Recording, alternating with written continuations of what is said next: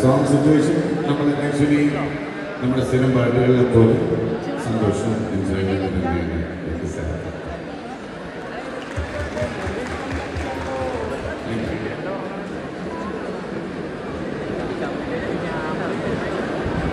So ഏകദേശം formal functions ഒക്കെ ഒരുവിധം തീരാതായി. ഇനി നമ്മള് എന്താ പരിപാടി? എന്തിനാ ഇവിടെ ഇത്ര തിരക്ക് വന്നിരിക്കുന്നത്?